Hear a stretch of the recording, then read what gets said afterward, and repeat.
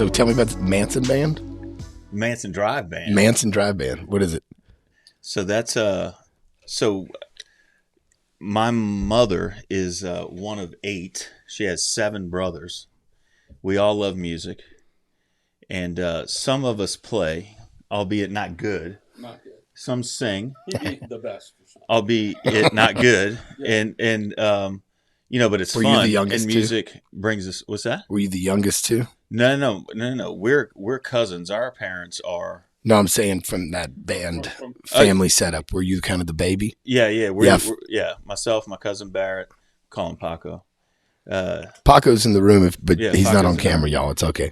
But and then my Uncle Rennis, our other cousin Josh, and we got an Uncle Rudy playing the bass. But I mean, and none of us are good, but we love music. Dude, And that's it's cool. Fun. Yeah, it's fun. Oh, bro, that sounds like a great experience. It's the best times. Period. I do wish that my family was like that. Yeah. But we'll get up at weddings and stuff and sing together, but that's about it. Yeah. No, we've always loved music. Even the ones that don't play love music. I mean, they're all, everybody's got their, when it gets into So a y'all battle, all who's lived the on best, Manson Drive? Is that No, they all did. They I all got you. did. So my mom, Paco's dad, and so 7 boys, 1 girl, 2-bedroom house. And 7 they boys? brought they brought to us. I mean, the Doors, Zeppelin, the Stones, Otis, all those all the old stuff. I mean, that we still listen to regularly. Dude, that's awesome. That's awesome. That's why we always felt like we connected on the music. No doubt. So you came in here today for the first time. I did. And it's nice being buddies already, but you never knew what we were doing for the last few years. This is what we've been doing. What you think? Yeah. I tell you, I really enjoyed the last hour or so. All the things that you guys are doing for soldiers, for veterans, can't say enough about that, for sure. Then completely blown away when I saw what was going on for the kids through music. Yeah. That's just the beginning too. Yeah, and what you guys are bringing to them. So, I mean, we've been in here, we've been chatting, you've been kind of telling me about all of the efforts that are going on. You want to hit somebody, or at least hit me in the heart. You start talking about veterans, and then you start talking about the kids, and I really believe everybody needs something, right? Yeah. Fortunately, for me with sports, that kept my attention, but music is there to keep your attention too, and give you something to love forever and play, and there's nothing wrong with doing more than one. You can do sports and music. We're talking about, you don't have to do them all good, and I think that's the beauty too of music or sports. I mean, you could do it for no money. You just do it because you like it. And, that's when you really like something. Oh yeah, for sure. Tell me about it. Yeah, it's been a long process here. But so you were growing up on the West Bank, and you had sports. Like, tell me about your early stuff, because I don't know. I only kind of know your history here in Baton Rouge at LSU. Yeah. So as you can imagine, with I was an only child, and but we had a big old family. Yeah. And everybody, it was nothing but guys, honestly, right? I mean, like I said, my mom was the only girl, 7 brothers. All of our cousins were mostly guys until, we. So did the uncles all have boys? The older ones did. Yeah. In the beginning, right? So, okay. So the older ones did. So it's just really sports and testosterone, like nonstop. We went to my grandma's house every Sunday for a barbecue after church. I mean, it was sign me up. Like, if I could sign up for that again, I'd do it all over again, like it was. And there wasn't, it was just a 2-bedroom cinder block house that really, we had the most fun ever, right? I mean, it was you never wanted for anything else. No, it was good. It was really good. And it was loving, and it was. Where'd you go to high school? I went to Brother Martin High School. Which is a Catholic school in New Orleans. Catholic school in New Orleans, yeah. Yeah. Fortunate, you played baseball there? Played baseball and football there. And, was fortunate to did Dougie? My folks too. Evans? No. Okay. So, and maybe the sister, Allison? Right. Okay. Another school, Mount Palm, all girls school. Yeah, right. But, Doug was your age. So Paco's and I share a friend, Doug Evans. Gotcha. Yeah. Yeah. Yeah, so that's And we're very a year cool. apart. Yeah. Right, he's Yeah. a year behind you. Yeah, I knew he went to Brother Martin though. Yeah, for sure. Yeah. So, anyways, so Brother Martin but I mean, that area. I don't really know a lot about that part of New Orleans, but I mean, it's a mixture of all types of living. I mean, it's not just wealthy kids. And Brother Martin's in one little area, and then y'all might not live right next door to the school. Y'all live close by, or no? I would say, Brother Martin draws from a good area. I mean, from the North Shore up into Gramercy. I mean, certainly over to the West Bank. And yeah, so definitely a nice, a really good mix, good group. Couldn't say enough about what I gained from going there. Yeah, I bet. I mean, it seems to be everybody I've ever met from there seem to be really good dudes, or because it's an all boys school, correct? That's right. So it was always dudes. That's right. I'm thinking I don't remember any girls. But that was the lay of the land in New Orleans back, and really still is. I mean, but all boys Catholic schools, all boys, all girls Catholic schools, and there and other private schools. And well, all of our kids are in the same school, and we chose that because I felt like I wanted to have some say so in what kind of upbringing my kids have in education, but I also felt like we unified in what I heard in the homily today, ironically, about the spiritual body of Christ. We all are unified in that. And so to me, that was like the reason to send my kids to a school like St. George. It was I wanted to have them raised in that kind of element. And so I'm sure coming up at Brother Martin, where there's a strong Catholic faith, I'm sure that was really good for you. No doubt. Faith has always been a big part for me, instilled in me by my family, my mom and dad, and Paco would attest to it as well. So faith has always been really big for us. Yeah. We're Catholic. So following in what they sacrificed for us. So, I'm with you. It's worth it. Man. It's who we are. We believe heavily and deeply in that faith and are committed to it. That's awesome. Yeah. Well, bro, I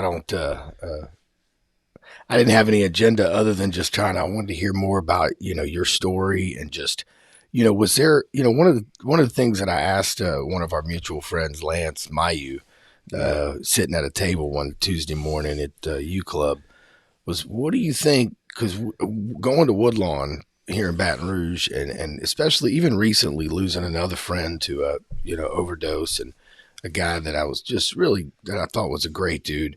It's just over and over. I'm repeating this same, I'm seeing the same, reliving this thing over and over again. And I'm like, what is it about y'all that from a sports thing that made, kept y'all out of trouble, or kept you going in a direction that, wasn't, that you didn't get totally off, off key, where I've seen these people now and I see what were we missing that y'all gained. And I want to make sure as a parent, I want to make sure as somebody who I continue to give back, that we try to meet these kids where they are, try to provide for them as we can, which is what we're doing here. Mm-hmm. And so that's my thought. I'm going to have to get some water. Oh, there it is. But that's my thought about that. And I'm just rambling. I'm just thinking about things that we, that were actually things I was thinking about before today with you, is like, what, was it baseball? Was it family? What do you think kept you out of trouble? Yeah, no, I think you just nailed it. I mean, first and foremost, family. Mm-hmm. I mean, a wonderful mother and father. I've referenced the size of our family. That's really super tight, and I think that's where it starts. So did you not have brothers to do bad before you, so you didn't have to? And I was an only child, right? I mean, so was Paco. We had a bunch of that too in the families, for as big of a family as we were. But no, I would say I was. But that kind of makes sense. 8 siblings decide to have one kid. How many of them had one kid? Exactly. I have like one, and a couple had 2, and one had 3. That's it. And then the rest just one solo. Yeah. So that doesn't surprise me at all. No, they were like, right. yeah, I'm ready for some private time with a kid. Yeah. So again, I mean, to answer your question, I would say family for sure. But then, like we were talking about earlier, I mean, when you're really involved into something, I was deeply involved in the sports, and it was the best time. I mean, going from football to basketball to baseball, and just kind of keeping What position that. you play in football? Played quarter defense. I was a defensive back and then quarterback as I got older. So That's cool. And I didn't know and that. love sports. I didn't know you played quarterback. Yeah, In high school? It kept you. Yeah, Really? long ago, brother. Long ago. That's awesome. You were the leader of the pack, dude. Sure. I don't know. But but honestly, I was always looking forward to that next rotation of whatever sport it was going to be, and I mean, that's what I was thinking about, Mm-hmm. And when a kid gets locked into that, like I look at my little girls or something, and I see when they're really locked into the endeavor. I mean, Yeah. I mean that's good stuff. Yeah. Man, there's there's a kid out there that we haven't met yet that is probably thinking about, I need something. And he's probably 6th, 7th grade, probably being neglected, not getting the love that our babies are. Right. Man, they could, I think about how much sports could do for, a kid like that. And that's where, reaching these kids is what we got to do. We got to figure out a way to continue to reach these kids. Yeah, and I think the offerings we need to be a little bit more thoughtful around what grabs kids. It can't just be 2 or 3 things, right? It can't just be sports, music, or something. I mean, these kids there's so many things out there, and there is a way, to your point, to get to that kid. That kid loves something, Right? And having him be around others that love that thing. So that he can form or she can form those bonds, right, with those people in their community. They have find their peers. Yeah, exactly. And then you find comfort and you find confidence, and you can go, be who it is that you want to be. So I think that we've got to bring more options to the kids, right? I mean, we got to. How many of them like the game? How many of them like? It's like there's so much. My son was talking about Roadblocks today or Minecraft. I don't know, one of them, and he was like, "Oh, every time I drop the bed, it breaks my wall." And I'm like, "Well, son, they're teaching you how to build." Yeah, right. And Anna looked at me and she's like, "What?" And I said, "Yeah, I mean, these games are actually teaching these kids square footage. People don't realize Right. it. They build these blocks out of, out of one cubic square or whatever they call it. I don't know what It's funny you say that. I mean, it's you really don't know. Who knows? I mean, at the rate of that technology is changing these days, you got people doing certain things that, we may be like, oh, that's just a waste of time. And next thing you know, it's this really in demand skill. NFTs, NFTs, ladies and gentlemen. Just really in demand. So I'm going to sell, when Briley has her record, I'm going to make her, my daughter, she wants to make a record. And so I'm going to make sure she sells NFTs, dude, because that's the way, dude. That's the next revenue stream for music. And so if a kid comes in here and I can teach them how to create themselves a revenue stream through music and through collectibles, digital assets, you have NFTs in your memorabilia, in the things that you created when you started, your career at LSU. And even a magazine cover with your signature is, is valuable to somebody. I know. What? Jeez. That entire world is foreign to me, but it's a great opportunity for young people to create a form, a currency, and like a mind, an entrepreneurship, a way for them to create income. I love that without having to think about, hey, I got to go figure out what I got to go sell, or I got to go get a piece of furniture to live on, and I got to go pawn this on Facebook Marketplace in order to eat today. Right. Yeah, bro. That's what's, because that's what's up. That's what's really what's happening. Yeah, is that people they're starving and they don't have electricity. They don't have, they don't have the bottom line means. And I don't understand how we as a community it continues. I don't understand how we can even stand by and let kids hurt.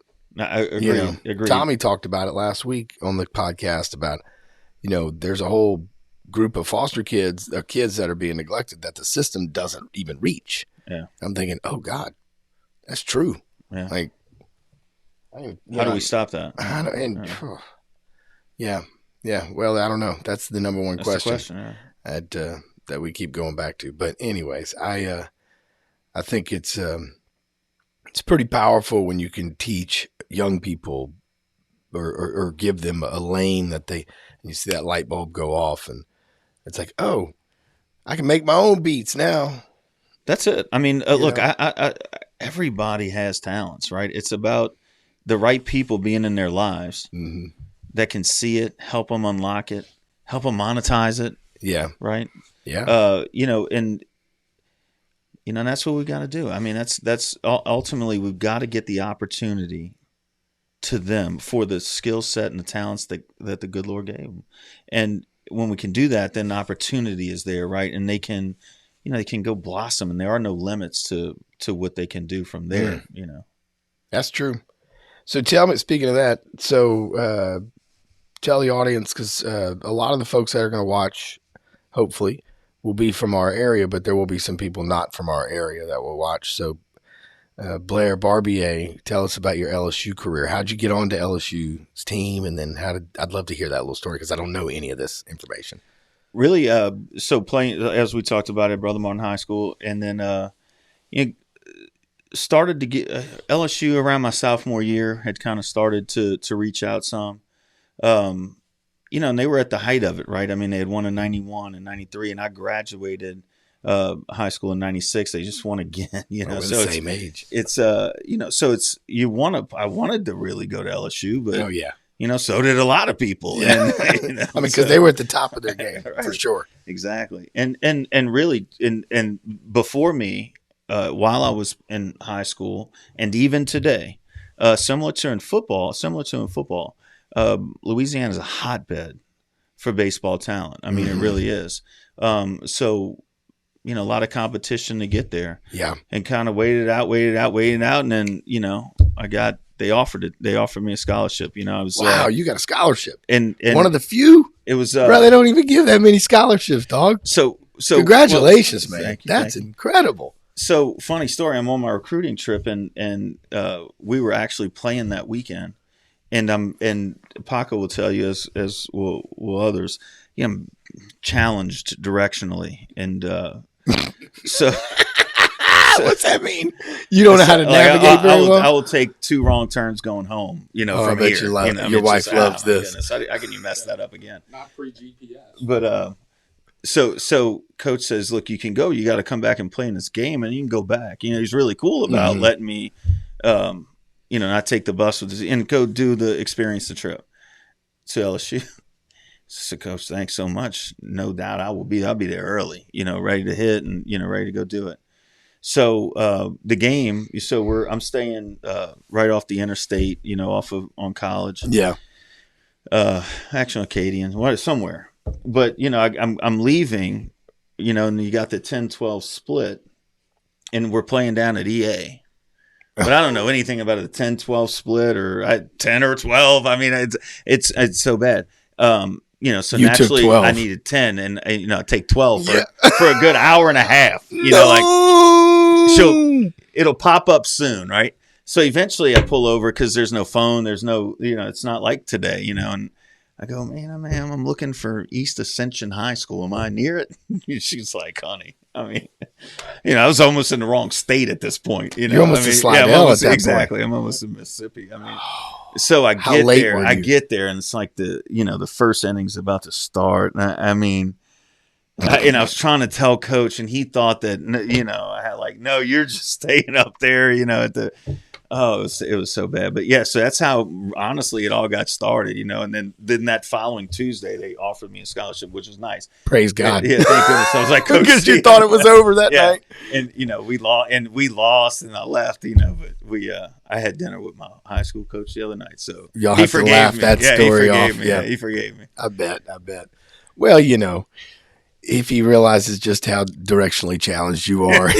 he does now, yeah.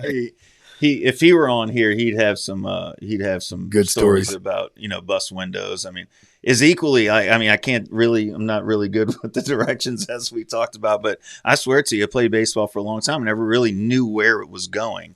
And at Brother Martin, they would back the buses up behind the first baseline. Okay. And I broke my fair share of those. unfortunately, over the 15-foot fence. I mean, it just really never knew. And they'd be like, throw it, just let it go, and airmail it, and boom, bust window.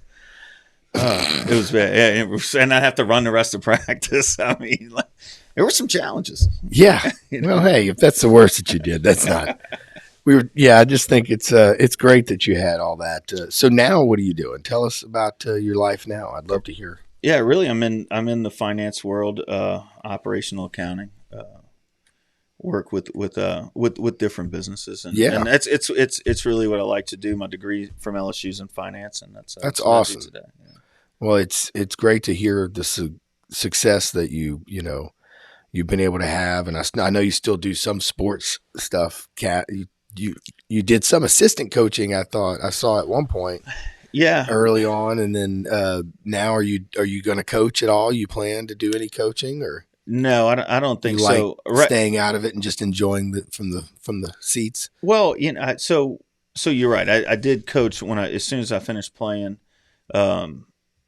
I came back and coached for a couple of years. I wasn't quite ready for baseball to be done, but as you get into that life, it really is a business life as well. When you're talking about recruiting and all of the other things that come with it, is a real commitment. And it just wasn't. I couldn't get there. I didn't see myself going through that. I knew that I wanted a career in finance at the end of the day, and that's where I went. But as far as coaching again, I mean, I've got 3 girls, gym, cheer, and dance. I mean, it's all I do is go to those. Yeah, we were all at dance this morning, right? So cheer. I mean, so there's absolutely no time. I've got a few of my former teammates. Their sons are my godchild. Paco's got a little one. So I've got some kids to work with. Yeah. Yeah, we need to get you out for our boys team. Just to get you to do some swing practices with them. Let me know. Do some. Well, man, I appreciate you jumping on and having fun with me, talking smack. Absolutely. This is, I think that just being honest and open with people about just life and sharing life with people, just sharing these stories. I mean, people appreciate it.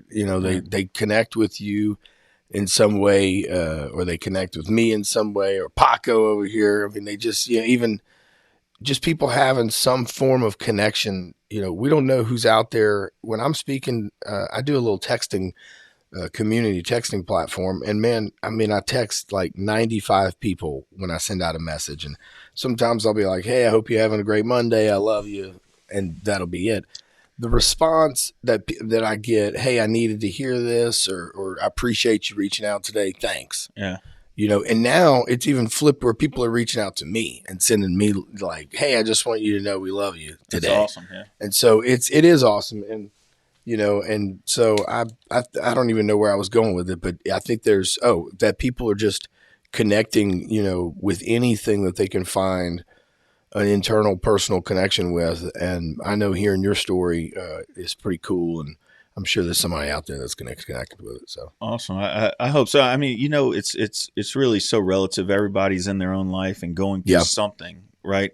And you can't equate who's going through something more difficult, this, that, or the other. I mean, that's easy to easy to tell, but everybody's digging through something, man. And so those little messages like that, when it brings a little something to somebody, a little happiness. I mean, it goes a long way, man. You really, like you're saying, to your point, you don't know if it means a whole lot, and then you start to get the feedback, and you see that, and it does, because everybody's digging through something, man. So having a little brightness or knowing somebody's thinking about you, I think that's really cool. For sure.